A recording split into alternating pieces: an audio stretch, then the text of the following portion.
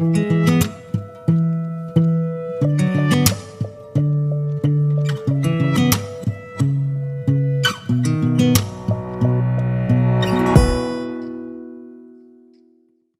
tiempos de engaño universal, decir la verdad se convierte en un acto revolucionario. George Orwell es el autor de Revolución en la Granja, una novela archiconocida que decidí releer para hacer esta reseña porque hace poco leí La Nueva Inquisición, Persecución, Censura y Decadencia Cultural en el siglo XXI de Axel Kaiser, donde menciona a Orwell a propósito de la corrección política hipocresía que nos está invadiendo, promovida por la intelectualidad de izquierda. Este libro es una manzana envenenada, por eso los socialistas lo odian. Es una crítica feroz al comunismo y sus vertientes más edulcoradas, como el socialismo y el progresismo y su gran hipocresía. Orwell jamás estuvo a favor del totalitarismo de su sector. Recordemos que él era un hombre de izquierda. Esta obra está basada en lo que sucedía en la Unión Soviética del año 1944-1945. Tanto así que en Inglaterra no querían publicar su libro, porque durante la Segunda Guerra Mundial la URSS era aliada del Reino Unido y de Estados Unidos para acabar con los nazis, imagínense ustedes. O sea, capitalismo y comunismo unen fuerzas ante un enemigo peor que era el nazismo de Hitler, con su nacionalsocialismo. Orwell usa cada animal para describir a cada personaje en la vida real o la función que cumplía una institución determinada en la vida de una nación totalitaria que en aquel momento era la Unión Soviética. Hizo un gran trabajo para que el mensaje llegara al ciudadano común y que todo el mundo lo entendiera. Lo puede leer desde un niño como si fuera una fábula, no siendo una fábula, pero aún así cualquier niño puede entenderlo. Lo puede leer un adulto sabiendo quién es quién en la obra porque ya conocemos la historia. Los personajes y sus equivalencias son los siguientes. El señor Jones era el zar Nicolás II. Los cerdos eran los políticos. El cerdo mayor, así se llama, era Lenin, que después muere. El cerdo Snowball era León Trotsky, el cerdo filósofo que se preocupó porque los animales aprendieran a leer, a organizar sus cultivos, a ser autosuficientes. Quería crear un molino de viento con el que tendrían electricidad, calor y así sus vidas serían mejores. Y quien les dijo que solo había que trabajar 3 días a la semana. ¿Ok? El cerdo Napoleón era Joseph Stalin, ¿no? Al comienzo no le hacía mucho caso al cerdo Snowball, pero luego termina expulsando a Snowball de la granja para desaparecerlo.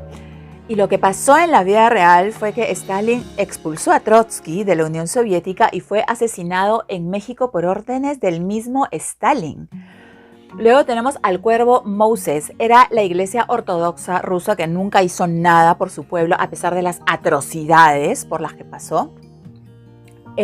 Los 3 caballos. Molly era la aristocracia que se largó de la granja más rápido que inmediatamente. Clover era la clase media que se quedó esperando que todo mejorara, pero sin motivación alguna y que curaba a Boxer de vez en cuando. Boxer era el caballo más sufrido que se rompía los lomos, pero que creía en todas las mentiras de los cerdos. Ese era el proletariado.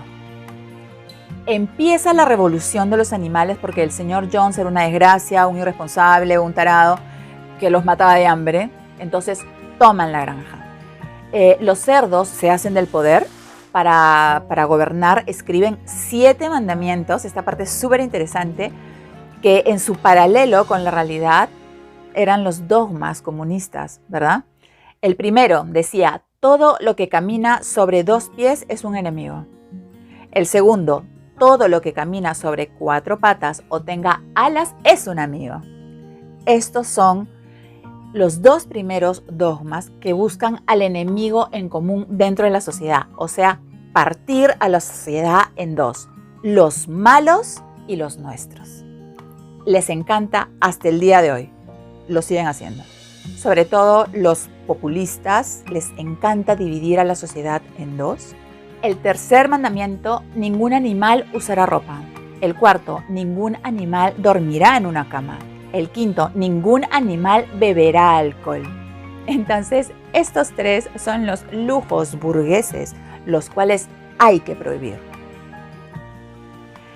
Sexto, ningún animal matará a otro animal. Séptimo, todos los animales son iguales. Estos últimos suenan lindo en papel, pero en la práctica, dentro de un régimen totalitario, son algo imposible de cumplir por la razón que ya voy a explicar después. ¿Okay? Entonces pasa que Napoleón expulsa a Snowball de la granja y desaparece. Ya todos sabemos lo que pasa. Y es ahí cuando los cerdos empiezan a aterrorizar a todos los animales con prácticas espantosas de terror. Entonces, como los animales empezaron a cuestionarse que el comportamiento de los cerdos no era congruente con los 7 mandamientos, Napoleón se da cuenta que necesita una fuerza leal a él y solo a él. De manera que cuando las perras Jessie y Bluebell tuvieron cachorritos, una vez destetados, Napoleón los separó de sus madres, diciendo que él se haría cargo de su educación. Le hace adoctrinamiento. Se los llevó a un desván al que solo se podía llegar por una escalera y allí los mantuvo en tal grado de reclusión que el resto de la granja se olvidaron de su existencia. Pero luego crecieron y se convirtieron en su ejército de perros salvajes súper fieros que solo le obedecían a él. Ya más o menos se dan cuenta quiénes eran, ¿verdad? Ahí podemos ver que lo que pretendió ser una liberación al deshacerse del señor Jones se convirtió en una tiranía encabezada por una sola persona que concentró el poder absoluto y con todos los privilegios y lujos burgueses que decía deplorar y que le negaba a los demás. Así de miserable. La Constitución de la Unión Soviética era más garantista que la de Estados Unidos. Garantizaba todos los derechos, o sea, el sueño mojado de la izquierda, ¿ok? Pero no cumplía ninguno. ¿Por qué? Porque en la práctica no había separación de poderes. Y cuando no hay separación de poderes, el poder absoluto del Estado, que es enorme, se concentra en una sola persona o partido. Y cuando el poder absoluto del Estado se concentra en una sola persona o partido, game over. Se acabó. Por eso era imposible cumplir con el sexto y el séptimo mandamiento. Pero, ¿qué pasa en la fábula? Pasa que durante la noche los cerdos cambiaban los mandamientos, agregando al final 2 palabras que le cambiaban todo el sentido a la frase. Como por ejemplo, ningún animal matará a otro animal, sin motivo. Y los cerdos terminaron por borrar todos los mandamientos, dejando solo uno. Todos los animales son iguales, pero algunos animales son más iguales que otros. Y de pronto los animales de la granja se dieron cuenta que los cerdos ya no caminaban en 4 patas, sino en 2, y que todos llevaban un látigo en la mano. Y las ovejas, que eran sus distribuidores de segunda mano, como diría Hayek, ya no gritaban 4 patas sí, 2 patas no, ahora gritaban 4 patas sí, 2 patas mejor. Haciendo un paralelo entre los regímenes colectivistas y liberticidas, ninguno acaba con las clases sociales en realidad.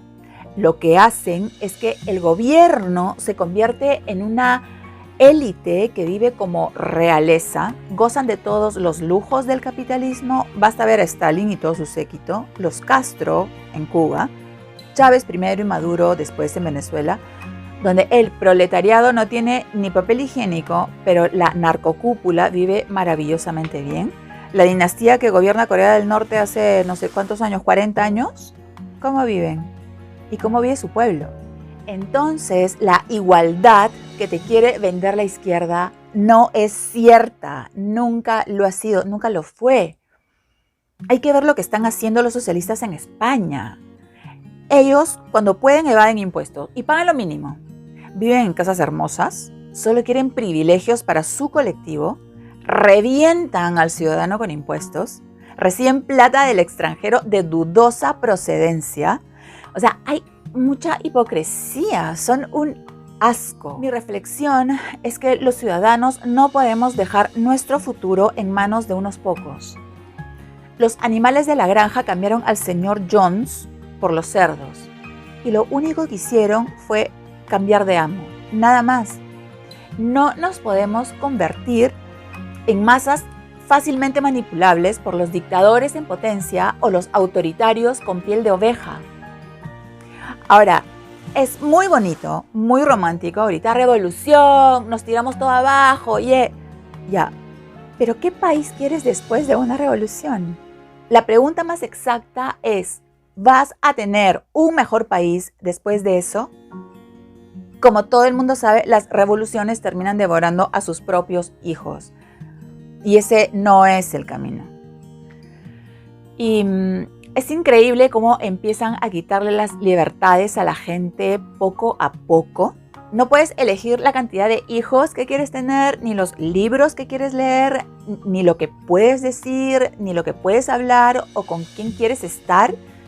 Yo me pregunto cuán aburrido y frustrante debe ser estudiar, no sé, periodismo en Cuba o en Venezuela, ¿no? O sea, debe ser terrible.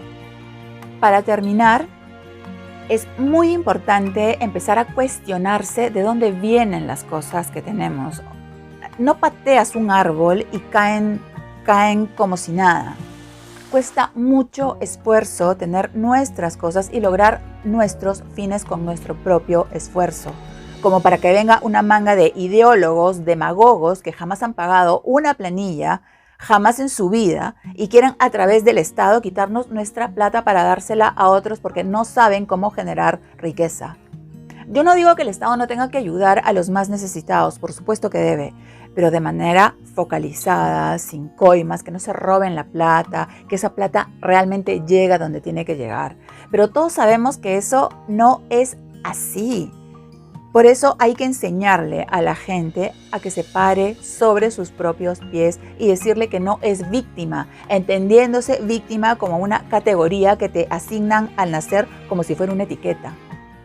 No crean en ese victimismo, hace mucho daño. También debemos cuestionarnos por qué el Estado funciona tan mal, por qué hay tanta corrupción en el Estado, por qué hay que limitar el poder del Estado al máximo y sobre todo, dejemos de ser apolíticos. Tarde o temprano la política se va a ocupar de ti, lo quieras o no, y Dios no quiera, te la va a controlar, te va a controlar la vida de una manera u otra.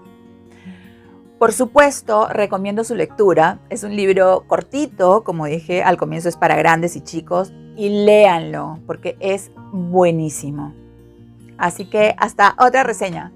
Y los dejo con las palabras de Orwell.